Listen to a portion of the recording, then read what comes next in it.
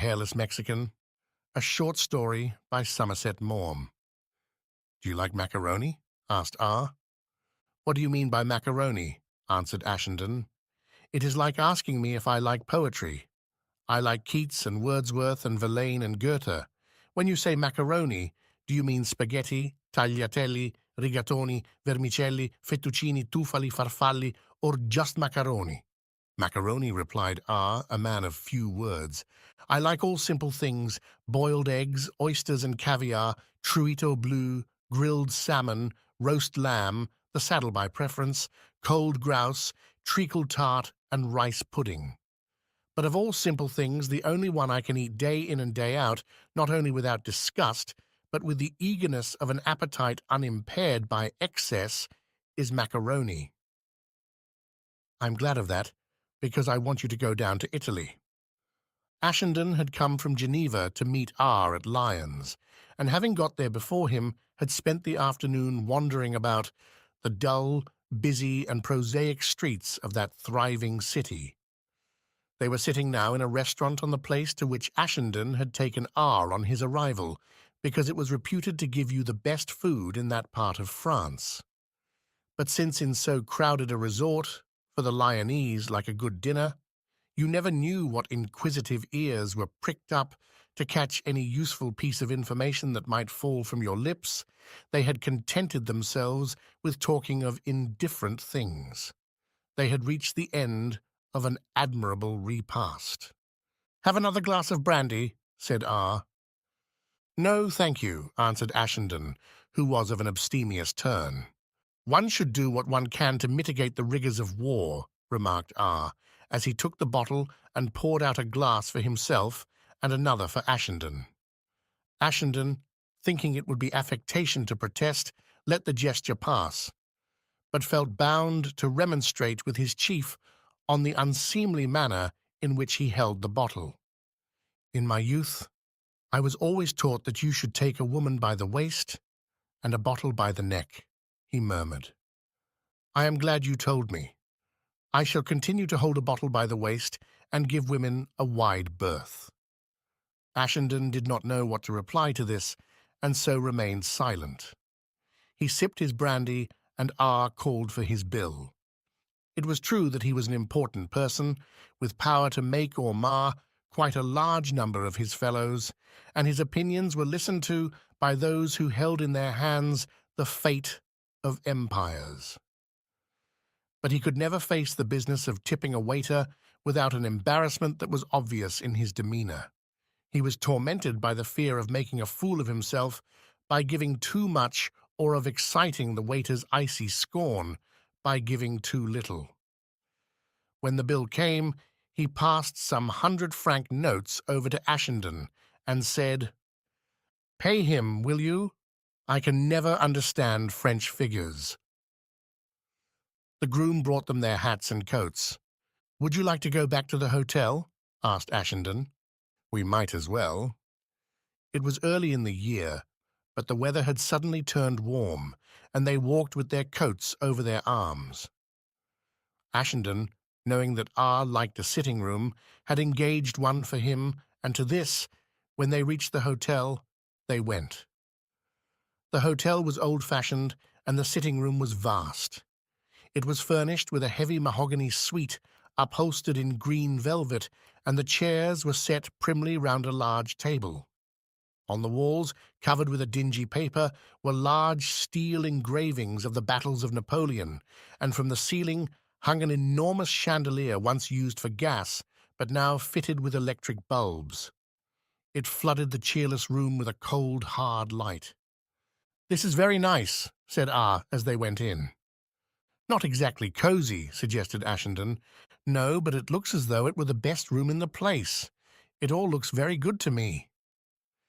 He drew one of the green velvet chairs away from the table and, sitting down, lit a cigar. He loosened his belt and unbuttoned his tunic. "I always thought I liked a cheroot better than anything," he said, "but since the war I've taken quite a fancy to Havanas.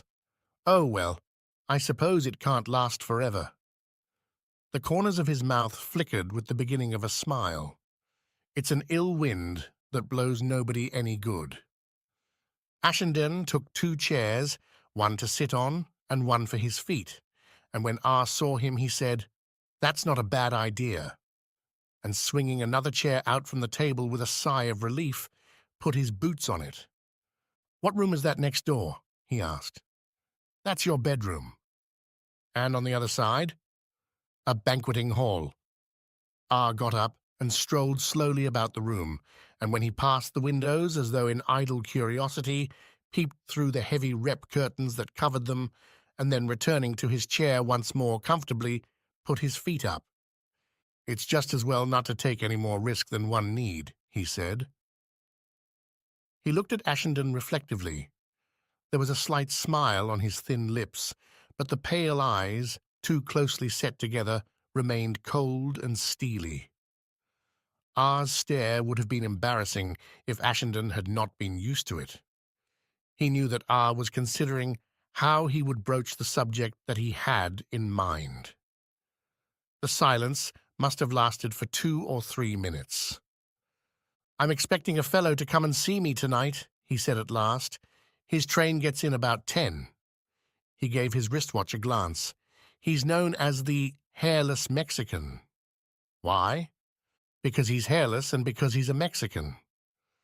"The explanation seems perfectly satisfactory," said Ashenden. "He'll tell you all about himself. He talks 19 to the dozen. He was on his uppers when I came across him. It appears that he was mixed up in some revolution in Mexico and had to get out with nothing but the clothes he stood up in. They were rather the worse for wear when I found him. If you want to please him, you call him General. He claims to have been a general in Huerta's army. At least I think it was Huerta. Anyhow, he says that if things had gone right, he would be Minister of War now, and no end of a big bug. I've found him very useful. Not a bad chap. The only thing I really have against him is that he will use scent." "And where do I come in?" asked Ashenden. "He's going down to Italy. I've got rather a ticklish job for him to do, and I want you to stand by. I'm not keen on trusting him with a lot of money. He's a gambler, and he's a bit too fond of the girls. I suppose you came from Geneva on your Ashenden passport." "Yes. I've got another for you, a diplomatic one, by the way, in the name of Somerville, with visas for France and Italy. I think you and he had better travel together. He's an amusing cove when he gets going, and I think you ought to get to know one another." "What is the job?" "I haven't yet quite made up my mind how much it's desirable for you to know about it." Ashenden did not reply. They eyed one another in a detached manner, as though they were strangers who sat together in a railway carriage, and each wondered who and what the other was. "In your place, I'd leave the General to do most of the talking. I wouldn't tell him more about yourself than you find absolutely necessary. He won't ask you any questions, I can promise you that. I think he's by way of being a gentleman after his own fashion. By the way, what is his real name?" "I always call him Manuel. I don't know that he likes it very much. His name is Manuel Carmona." "I gather by what you have not said that he's an unmitigated scoundrel." R smiled with his pale blue eyes. "I don't know that I'd go quite so far as that. He hasn't had the advantages of a public school education. His ideas of playing the game are not quite the same as yours or mine. I don't know that I'd leave a gold cigarette case about when he was in the neighborhood, but if he lost money to you at poker and had pinched your cigarette case, he would immediately pawn it to pay you. If he had half a chance, he'd seduce your wife. But if you were up against it, he'd share his last crust with you. The tears will run down his face when he hears Gounod's Ave Maria on the gramophone. But if you insult his dignity, he'll shoot you like a dog. It appears that in Mexico, it's an insult to get between a man and his drink, and he told me himself that once when a Dutchman who didn't know passed between him and the bar, he whipped out his revolver and shot him dead." "Did nothing happen to him?" "No, it appears that he belongs to one of the best families. The matter was hushed up, and it was announced in the papers that the Dutchman had committed suicide. He did practically. I don't believe the Hairless Mexican has a great respect for human life." Ashenden, who had been looking intently at R, started a little, and he watched more carefully than ever his chief's tired, lined and yellow face. He knew that he did not make this remark for nothing. Of course, a lot of nonsense is talked about the value of human life. You might just as well say that the counters you use at poker have an intrinsic value. Their value is what you like to make it. For a general giving battle, men are merely counters, and he's a fool if he allows himself for sentimental reasons to look upon them as human beings. But you see, they're counters that feel and think, and if they believe they're being squandered, they are quite capable of refusing to be used any more. Anyhow, that's neither here nor there. We've had information that a man called Constantine Andreadi is on his way from Constantinople with certain documents that we want to get hold of. He's a Greek. He's an agent of Enver Pasha, and Enver has great confidence in him. He's given him verbal messages that are too secret and too important to be put on paper. He's sailing from the Piraeus on a boat called the Ithaca and will land at Brindisi on his way to Rome. He's to deliver his dispatches at the German embassy and impart what he has to say personally to the ambassador. I see. At this time, Italy was still neutral. The Central Powers were straining every nerve to keep her so. The Allies were doing what they could to induce her to declare war on their side. We don't want to get into any trouble with the Italian authorities. It might be fatal, but we've got to prevent Andreadi from getting to Rome. At any cost? Asked Ashenden. Money's no object, answered R., his lips twisting into a sardonic smile. What do you propose to do? I don't think you need bother your head about that. I have a fertile imagination, said Ashenden. I want you to go down to Naples with the Hairless Mexican. He's very keen on getting back to Cuba. It appears that his friends are organizing a show and he wants to be as near at hand as possible so that he can hop over to Mexico when things are ripe. He needs cash. I've brought money down with me, in American dollars, and I shall give it to you tonight. You'd better carry it on your person. Is it much? It's a good deal, but I thought it would be easier for you if it wasn't bulky, so I've got it in $1,000 notes. You will give the Hairless Mexican the notes in return for the documents that Andreadi is bringing. A question sprang to Ashenden's lips, but he did not ask it. He asked another instead. Does this fellow understand what he has to do? Perfectly. There was a knock at the door. It opened, and the Hairless Mexican stood before them. I have arrived. Good evening, Colonel. I am enchanted to see you. R got up. Had a nice journey, Manuel? This is Mr. Somerville, who's going to Naples with you, General Carmona. Pleased to meet you, sir. He shook Ashenden's hand with such force that he winced. Your hands are like iron, General, he murmured. The Mexican gave them a glance. I had them manicured this morning. I do not think they were very well done. I like my nails much more highly polished. They were cut to a point, stained bright red, and to Ashenden's mind shone like mirrors. Though it was not cold, the general wore a fur coat with an astrakhan collar, and with his every movement a wave of perfume was wafted to your nose. Take off your coat, General, and have a cigar, said R. The Hairless Mexican was a tall man, and though thinnish, gave you the impression of being very powerful. He was smartly dressed in a blue serge suit, with a silk handkerchief neatly tucked in the breast pocket of his coat, and he wore a gold bracelet on his wrist. His features were good, but a little larger than life-size, and his eyes were brown and lustrous.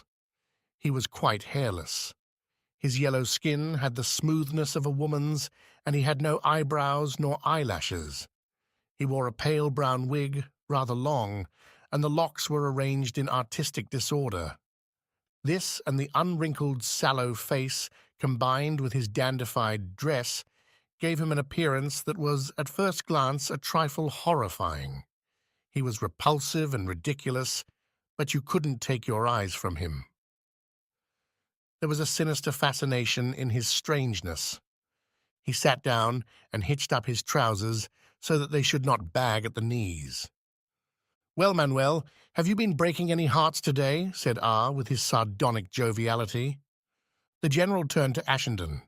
Our good friend, the colonel, envies me my successes with the fair sex. I tell him he can have just as many as I if he will only listen to me. Confidence, that is all you need. If you never fear a rebuff, you will never have one. Nonsense, Manuel. One has to have your way with the girls. There's something about you that they can't resist. The hairless Mexican laughed with a self-satisfaction that he did not try to disguise. He spoke English very well, with a Spanish accent, but with an American intonation. But since you ask me, Colonel, I don't mind telling you that I got into conversation on the train with a little woman who was coming to Lyons to see her mother-in-law. She was not very young, and she was thinner than I like a woman to be, but she was possible, and she helped me to pass an agreeable hour. Well, let's get to business, said R. I'm at your service, Colonel. He gave Ashenden a glance. Is Mr. Somerville a military man? No, said R. He's an author. It takes all sorts to make a world, as you say. I am happy to make your acquaintance, Mr. Somerville. I can tell you many stories that will interest you. I am sure that we shall get on well together. You have a sympathetic air. I'm very sensitive to that. To tell you the truth, I am nothing but a bundle of nerves, and if I am with a person who is antipathetic to me, I go all to pieces. I hope we shall have a pleasant journey, said Ashenden. When does our friend arrive at Brindisi? Asked the Mexican, turning to R. He sails from the Piraeus on the Ithaca on the 14th. It's probably some old tub, but you'd better get down to Brindisi in good time. I agree with you. R got up and, with his hands in his pockets, sat on the edge of the table. In his rather shabby uniform, his tunic unbuttoned, he looked a slovenly creature beside the neat and well-dressed Mexican. Mr. Somerville knows practically nothing of the errand on which you are going, and I do not desire you to tell him anything. I think you had much better keep your own counsel. He is instructed to give you the funds you need for your work, but your actions are your own affair. If you need his advice, of course, you can ask for it.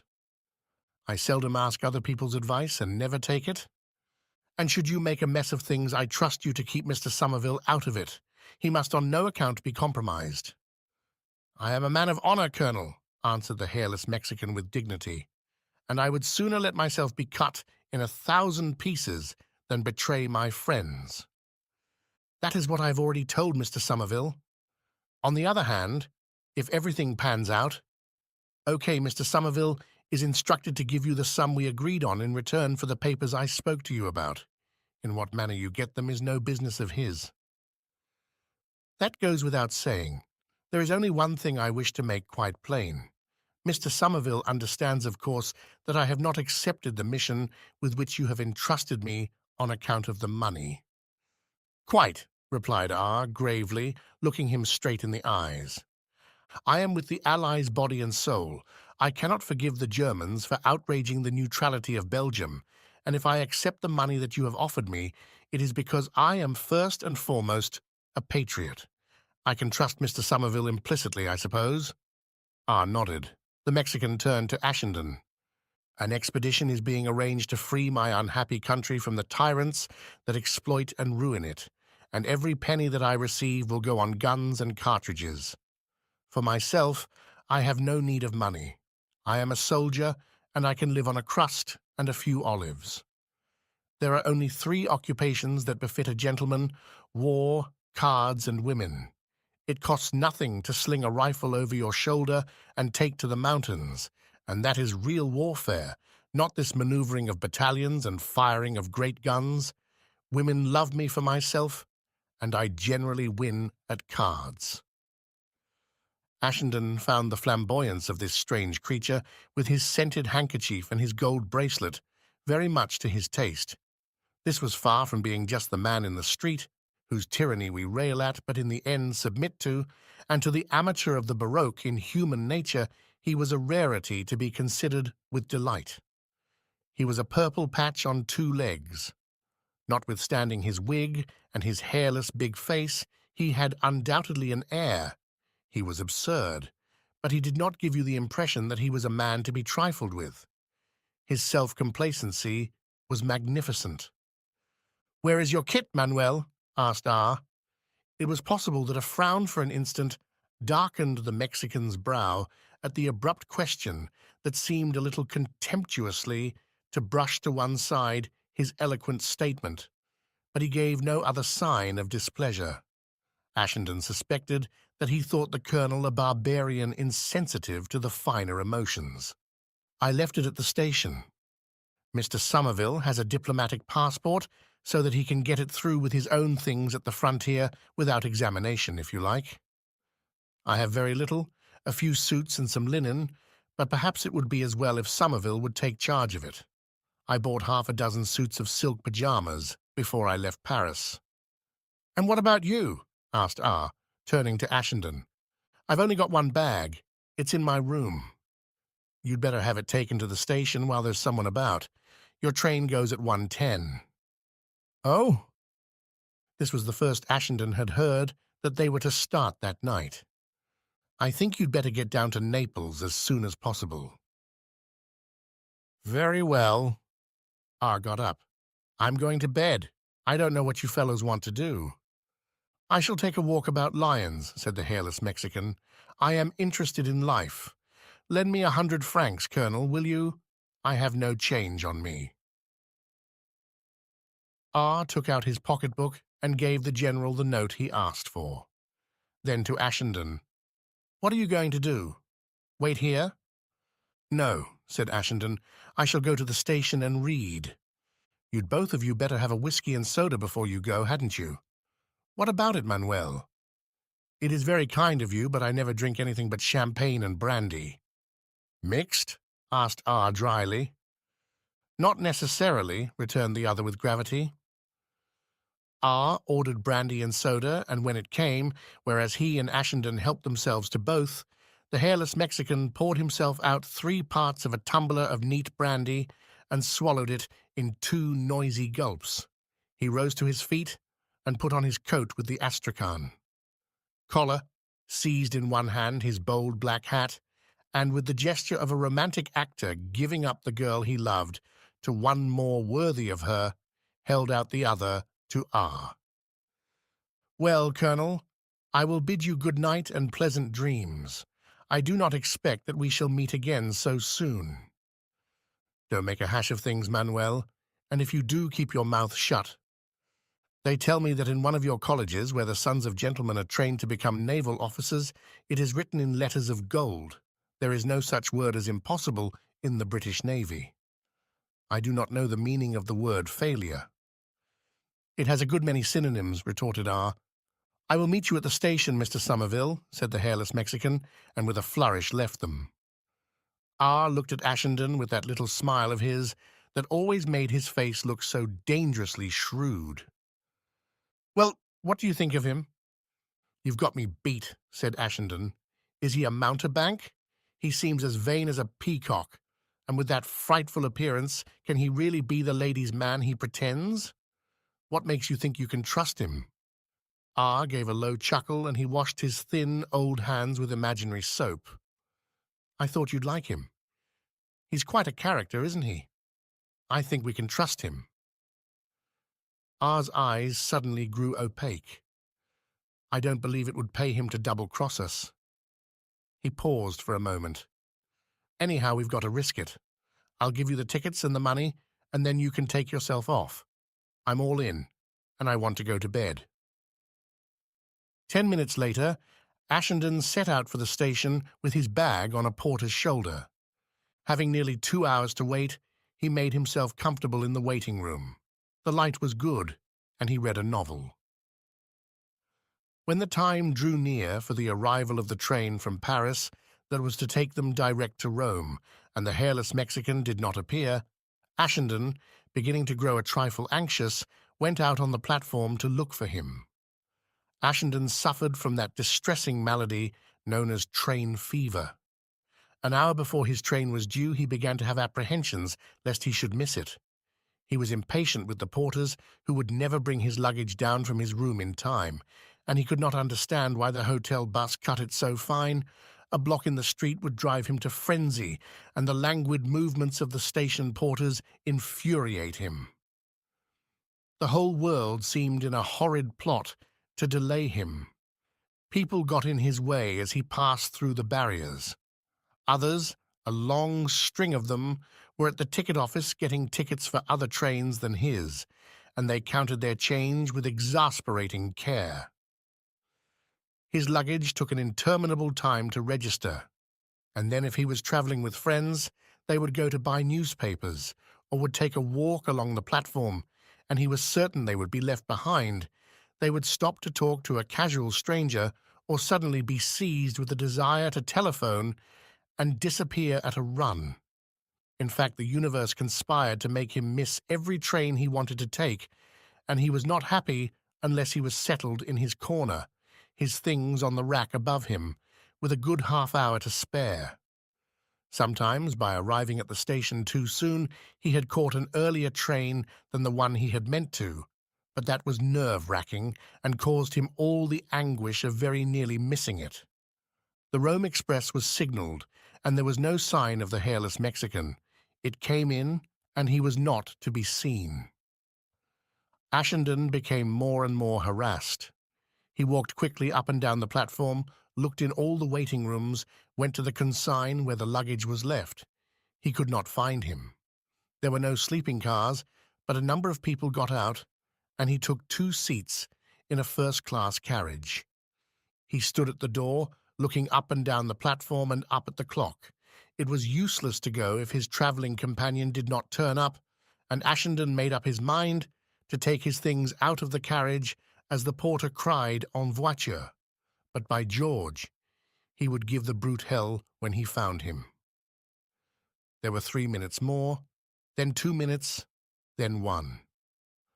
At that late hour, there were few persons about, and all who were travelling had taken their seats. Then he saw the Hairless Mexican, followed by 2 porters with his luggage and accompanied by a man in a bowler hat, walk leisurely onto the platform. He caught sight of Ashenden and waved to him. "Ah, my dear fellow, there you are. I wondered what had become of you. Good God, man, hurry up, or we shall miss the train." "I never miss a train. Have you got good seats? The chief de gare has gone for the night. This is his assistant." The man in the bowler hat took it off when Ashenden nodded to him. "But this is an ordinary carriage. I'm afraid I could not travel in that." He turned to the station-master's assistant with an affable smile. "You must do better for me than that, mon cher." "Certainement, mon général. I will put you into the salon lit, of course." The assistant station-master led them along the train and put them in an empty compartment where there were 2 beds. The Mexican eyed it with satisfaction and watched the porters arrange the luggage. "That will do very well. I am much obliged to you." He held out his hand to the man in the bowler hat. "I shall not forget you, and next time I see the minister, I will tell him with what civility you have treated me." "You are too good, General. I shall be very grateful." A whistle was blown, and the train started. "This is better than an ordinary first-class carriage, I think, Mr. Somerville," said the Mexican. "A good traveller should learn how to make the best of things." But Ashenden was still extremely cross. "I don't know why the devil you wanted to cut it so fine. We should have looked a pair of damned fools if we'd missed the train." "My dear fellow, there was never the smallest chance of that. When I arrived, I told the station-master that I was General Carmona, Commander-in-Chief of the Mexican Army, and that I had to stop off in Lyons for a few hours to hold a conference with the British Field Marshal. I asked him to hold the train for me if I was delayed, and suggested that my government might see its way to conferring an order on him. I have been to Lyons before. I like the girls here. They have not the chic of the Parisians, but they have something. There is no denying that they have something. Will you have a mouthful of brandy before you go to sleep?" "No, thank you," said Ashenden morosely. "I always drink a glass before going to bed. It settles the nerves." He looked in his suitcase and without difficulty found a bottle. He put it to his lips and had a long drink, wiped his mouth with the back of his hand, and lit a cigarette. Then he took off his boots and lay down. Ashenden dimmed the light. "I have never yet made up my mind," said the hairless Mexican reflectively, "whether it is pleasanter to go to sleep with the kisses of a beautiful woman on your mouth or with a cigarette between your lips. Have you ever been to Mexico? I will tell you about Mexico tomorrow. Good night." Presently, Ashenden heard from his steady breathing that he was asleep, and in a little while himself dozed off. Presently, he woke. The Mexican, deep in slumber, lay motionless. He had taken off his fur coat and was using it as a blanket. He still wore his wig. Suddenly, there was a jolt, and the train, with a noisy grinding of brakes, stopped. In the twinkling of an eye, before Ashenden could realize that anything had happened, the Mexican was on his feet, with his hand to his hip. "What is it?" he cried. "Nothing. Probably only a signal against us." The Mexican sat down heavily on his bed. Ashenden turned on the light. "You wake quickly for such a sound sleeper," he said. "You have to in my profession." Ashenden would have liked to ask him whether this was murder, conspiracy, or commanding armies, but was not sure that it would be discreet. The general opened his bag and took out the bottle. "Will you have a nip?" he asked. "There is nothing like it when you wake suddenly in the night." When Ashenden refused, he put the bottle once more to his lips and poured a considerable quantity of liquor down his throat. He sighed and lit a cigarette. Although Ashenden had seen him now drink nearly a bottle of brandy, and it was probable that he had had a good deal more when he was going about the town, he was certainly quite sober.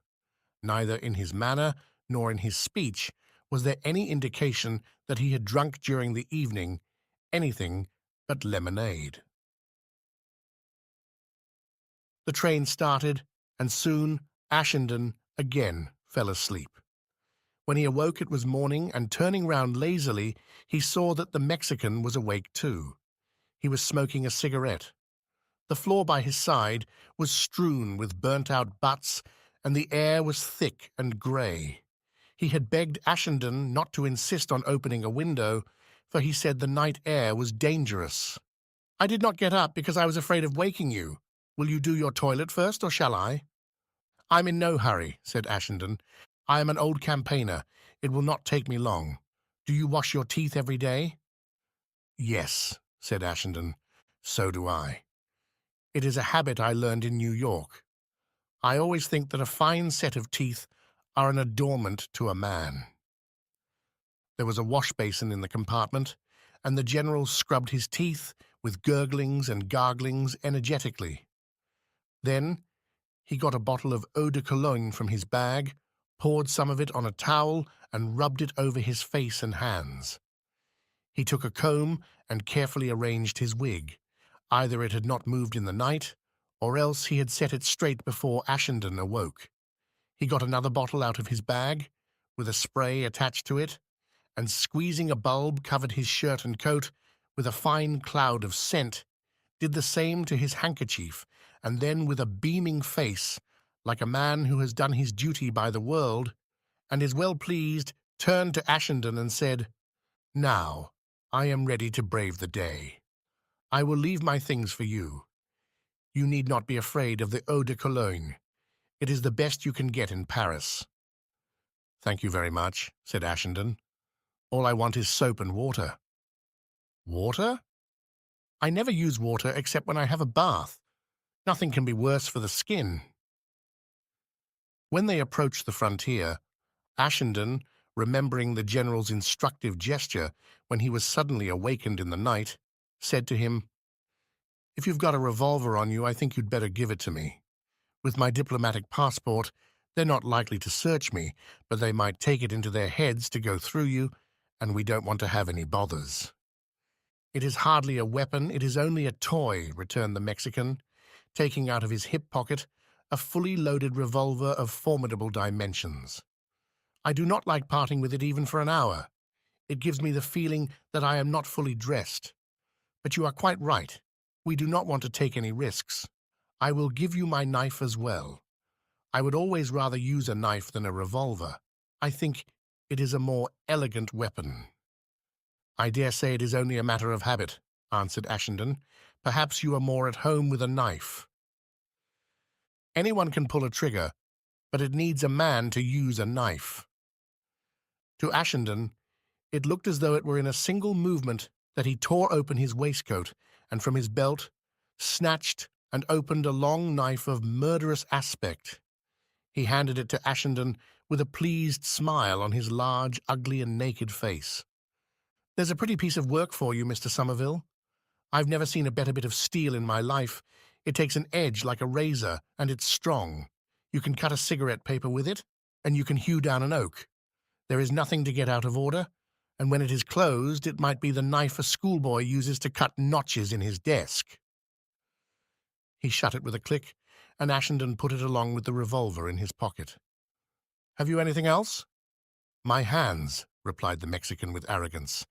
"But those, I dare say, the custom officials will not make trouble about." Ashenden remembered the iron grip he had given him when they shook hands and slightly shuddered. They were large and long and smooth. There was not a hair on them or on the wrists, and with the pointed, rosy, manicured nails, there was really something sinister about them.